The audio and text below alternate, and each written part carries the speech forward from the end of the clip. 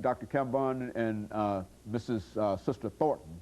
And of course, let me, over the last 7 or 8 minutes that we have during this final segment for today, Dr. KKambon, give you and Sister Thornton an opportunity to sort of leave our audience with some parting thoughts dealing with this whole idea of Africa study a world dimension, indicating that we're all interested in trying to create an environment whereby more knowledge can be spread dealing with Africa. Let's give you an opportunity to say something. Sure. Well, I think that certainly one of the challenges that we talked about in the last segment is that we have to, as African people, we have to confront our demons, and we have several within and without, and certainly our miseducation, the misinformation we have about Africa, about our history, about our culture, which is ASCAC is certainly the primary organization, not the only one, but certainly the primary organization that's focused on correcting that situation for our people and institutionalizing the African-centered knowledge.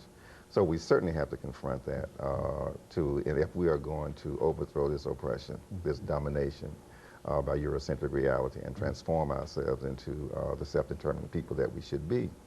I want to mention the fact that I have a new book coming out this summer entitled Cultural Misorientation, The Greatest Threat to the Survival of the Black Race and in the 21st Century. And in that, look, I'm trying to, first of all, articulate the nature of this problem as it impacts us psychologically, of misinformation, miseducation, and how it indoctrinates us to a Eurocentric reality and confuses us and make us believe that that reality is our reality.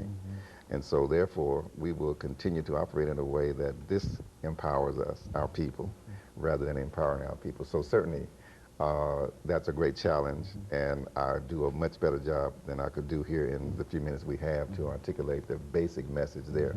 But it certainly attempts to sound an alarm to our people, to focus us around what are the deficits that living in a Eurocentric society and culture has created for our people. And then how do we utilize the information that's presented by ASCAC and the literature that is being developed as African-centered to empower ourselves as a people and create new institutions that begin to preserve and protect our interests as African people. I think, Mrs. Thornton, we mentioned earlier, we talked about the voice and all of that, and all of these things simply go back a long, long way in terms of, and I think Dr. KKambon, you're talking about the miseducation of the Negro. I mean, that's the same, and it never stops. So where do you stand in reference to that? I mean, how do you see that? Well, we talked about the challenges, and I see it's a major challenge in trying to get our information to the institutions. That's a major, major challenge. So I see education on many, many fronts. I don't limit it to the institution. The institution right now really is our enemy, so why waste your energy pushing and trying to get through? It's one of the spaces, but it's not the only space. Take it out to where the masses of our people are. Develop study groups. Have people coming into your homes and talking to you. Have lectures and lecture series and get the information there. Give it to your young people. Because sometimes they said the old heads, the older people, or those who think in that way, they're lost to the system, but we need to really feed it to our young people. And they're not going to always want to hear it in the public institution. They'll come out to a lecture series and hear it and be open to it. I think we need to take it into every apartment building, every home, every place, and give the information to our people. That's what education really is. It's old once it gets to the institution. It's not new anymore. It's old. It's old. So bring it out to where the masses of our people are, because you need a base, a broad base to support you. You can't stay at the apex of that pyramid and expect to be supported.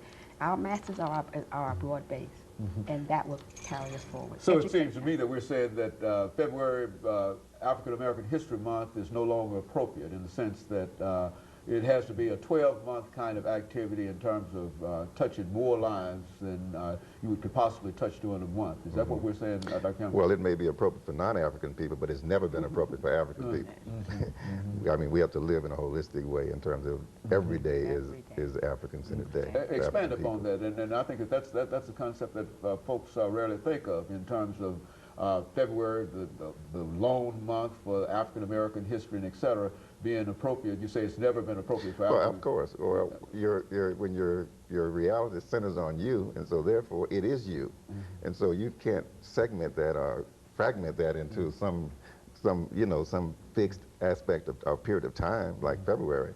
I mean, that's a strategy that comes from outside of the African community, not within the African community. Our history is us. So it is lived every day, and we must experience it every day. So when we have these artificial fragmentations, that is because the enemies of African people are imposing their reality on us and saying that we can devote this kind of compartmental time to who and what we are, when the reality of it is they're willing to devote that. It should be about us all the time, for us, from our center. So it's an everyday kind of activity. And that's self-empowering. That's what empowerment is about. That's what self-determination is about, not letting others define what our significant aspects of our life should be. And you see, the month that was defined for us is the shortest month of the year. Okay, very good. Probably by design. Okay, No doubt. And of course this organization that the two of you represent during the final 3 or 4 minutes that we have here, Dr. Kambon, this organization is an organization that reaches all over the United States of America, and I think, Sister Thornton, you're the president of the Eastern Division now. What are the states that compose this Eastern Division, and what are you doing in terms of trying to promote some of the things we've talked about here? Okay, well, Eastern region is comprised of New Jersey, New York, Connecticut, Rhode Island, Massachusetts, New Hampshire, Vermont, Maine, and Toronto, Canada. We have study groups where we read basically our African history, our history along the River Nile, and we study our culture. We meet basically once a month, once bi-monthly, depending upon the area where it's appropriate within the region. One thing the Eastern region does, we go every July to the home of Harriet Tubman. We do a ritual at her gravesite. We invoke her presence within our being to give us strength and courage to go forward like she did, to be like to replicate some of what she did, some of the things that we do in the region. We give conferences, each region gives a mini conference every year, and that's some of the things that we do in the Eastern region. We have a newsletter going out to Eastern region members. So we do a lot of work in the Eastern region. All the regions do a lot of work. Yeah, five regions. Yeah. I think all of the regions duplicate what she's saying, and ASCAC is global. So we have international members, you know, and chapters as well, and so we exist in Africa, we exist throughout the Caribbean, we exist in Europe, where African people are in Europe. So we are global, and so we have these kind of activities and creating this institution of redefinition and dissemination of African information throughout the globe for African people.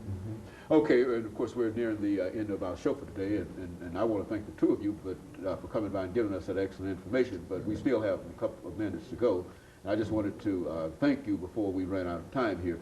But what I'd like to do over the last couple of minutes is to give the two of you an opportunity to have a final comment, minute comment in terms of some of the things that you think that you ought to leave with our audience relative to this African worldwide perspective that we're talking about. Why don't you take a minute to do that, Sister Thornton? And of course, then Dr. Kambon will do the same thing. Well, I think that one of the main things our people need to do is to study, to search their area and find a place where people are studying about their history, their culture, not as an enslaved people, but a people prior to enslavement. I think we need to understand all aspects of our history, the culture, the history, the economics, every aspect of life we belong to, and we need to understand every aspect of life because we began all the aspects of life we began. As a spiritual person, I would say that we gave the concept of the deity to the planet, and that we need to retake that back, recapture that. Very good, Dr. Kambon. Well, I'd like to see young people begin to question the reality of this culture that we are existing in, called Eurocentric culture.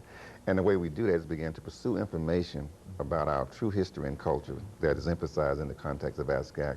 And I think once we begin to do that, it will feed itself, and it will continue to feed itself, and we will desire more and more. And I think it will become self-empowering, and we will understand the importance of institutionalizing that and spreading that throughout the community. Very good. And let me thank the two of you over the last 10 seconds that we have here for coming by and giving us that excellent information about a global dimension and a world perspective in terms of African studies. And of course, let me encourage our audience to tune in again next week for another informative edition of Comments. Thank you and good morning.